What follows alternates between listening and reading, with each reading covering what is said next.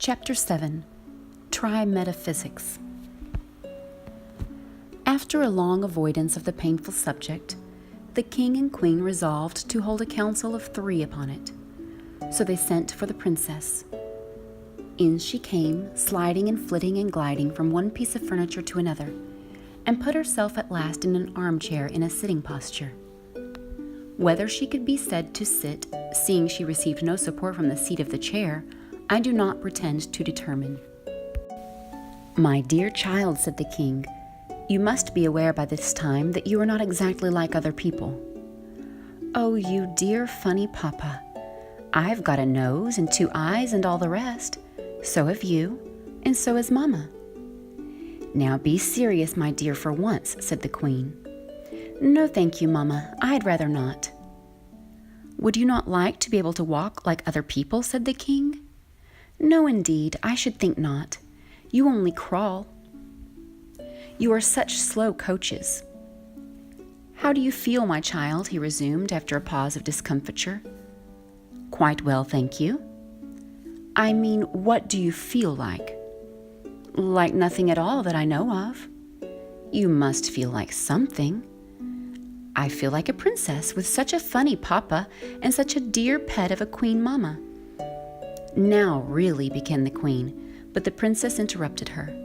"Oh, yes," she added, "I remember.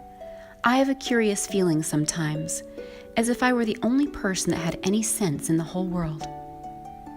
She had been trying to behave herself with dignity, but now she burst into a violent fit of laughter, threw herself backwards over the chair, and went rolling about the floor in an ecstasy of enjoyment. The king picked her up easier than one does a down quilt, and replaced her in her former relation to the chair. The exact preposition expressing this relation I do not happen to know. "Is there nothing you wish for?" resumed the king, who had learned by this time that it was useless to be angry with her. "Oh, you dear papa, yes," she answered. "What is it, my darling?" "I have been longing for it, oh, such a time, ever since last night." "Tell me what it is." "Will you promise to let me have it?" The king was on the point of saying yes, but the wiser queen checked him with a single motion of her head. "Tell me what it is first," said he. No, promise first." "I dare not. What is it?"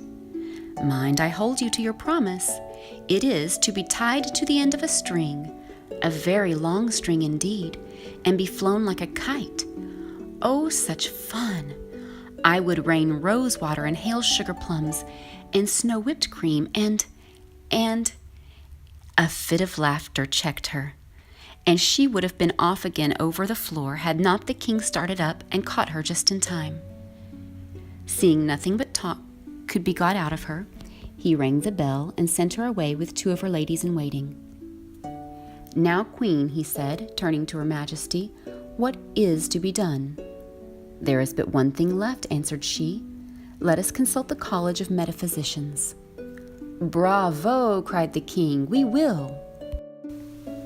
Now at the head of this college were 2 very wise Chinese philosophers, by name Humdrum and Copykeck. For them the king sent, and straightway they came. In a long speech he communicated to them what they knew very well already, as who did not, namely the peculiar condition of his daughter in relation to the globe on which she dwelt, and requested them to consult together as to what might be the cause and probable cure of her infirmity. The king laid stress upon the word, but failed to discover his own pun. The queen laughed, but Humdrum and Copykeck heard with humility, and retired in silence.